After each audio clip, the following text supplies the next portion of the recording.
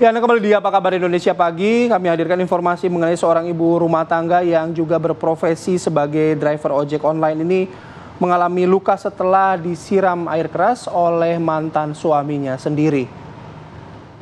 Aksi pelaku saat melakukan penyiraman air keras ini terekam video warga pemirsa, dan pelaku berhasil ditangkap warga saat berusaha untuk kabur usai melakukan aksinya di Jalan Sianasara, Kelurahan Kaluku, Bodoa, Kecamatan Talo, Kota Makassar, Sulawesi Selatan. Akibat perbuatannya, korban kini dirawat intensif di Rumah Sakit W.A. Hidin Sudarhusodo, Kota Makassar. Pelaku yang diketahui mantan suami korban ini kesal. Keinginan untuk kembali rujuk ditolak oleh korban. Untuk mempertanggungjawabkan perbuatannya, pelaku dijerat dengan pasal 351 ayat 2 dengan ancaman kurungan 5 tahun penjara.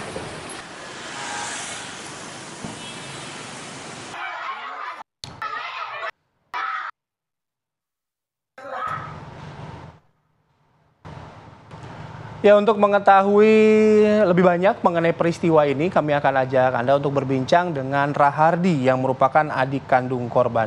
Selamat pagi, Pak Rahardi. Selamat pagi. Ya, selamat pagi. Apa kabar Indonesia pagi? Selamat pagi di sini Kota Makassar bersama saya Rahardi yang merupakan adik korban atau saudara kandung langsung dari adik korban yang kebetulan menyaksikan langsung penyiraman untuk kedua kalinya di tahun 2024. Selamat pagi, Pak. Oke. Baik, kami pertama-tama ingin mengucapkan turut prihatin juga atas peristiwa yang terjadi pada kakak Anda. Nah, karena Anda menyampaikan barusan bahwa Anda juga menyaksikan langsung peristiwa yang terjadi, boleh diceritakan kepada kami apa yang sebenarnya terjadi kemarin, Pak? Ya, kejadian terjadi pada pukul 18.50 tepat di depan rumah. Ya, jadi kejadian yang berlaku, jadi si mantan suaminya itu datang ke rumah mencari kakak saya. Namun kakak saya pada saat itu tidak berada di rumah. Namun berada di luar karena sedang melakukan pekerjaannya yakni sebagai driver ojek online.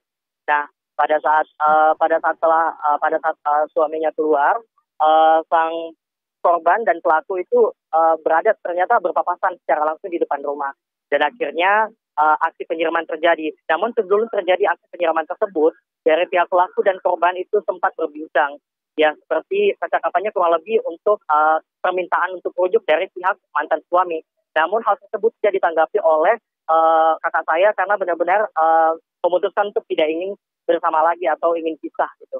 Jadi akhirnya karena mungkin kesal dan mungkin marah dari pelaku tersebut melakukan aksi penyiraman itu dan menyiram di bagian area wajah dan kena mata. Sempat juga beberapa air keras tersebut itu dikonsumsi atau ditelan oleh korban.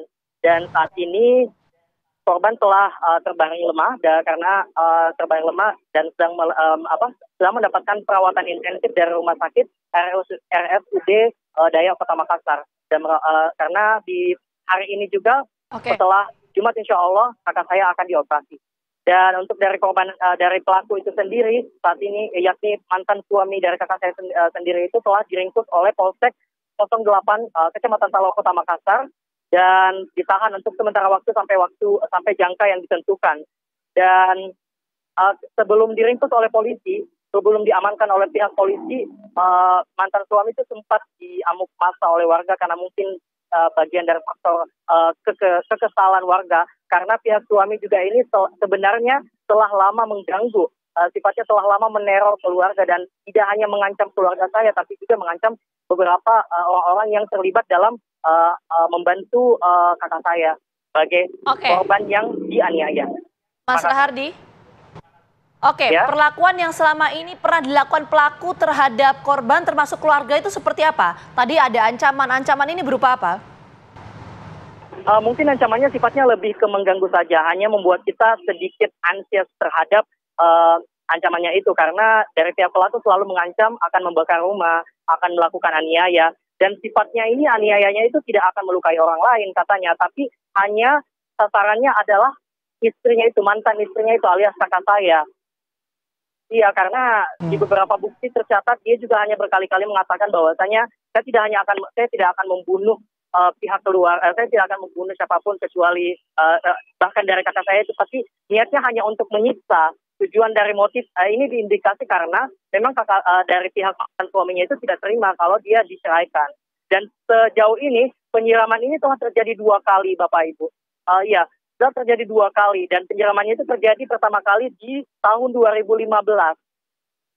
Namun pihak pelaku telah dimaafkan karena dari pihak korban telah melakukan laporan.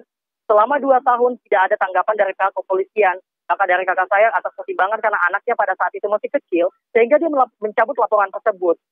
Nah, kita pun juga dari pihak keluarga sangat-sangat tidak menyangka dan tentunya merasa keberatan ketika kasus ini tidak dijerat dengan seadil-adilnya dengan pasal yang setimpal.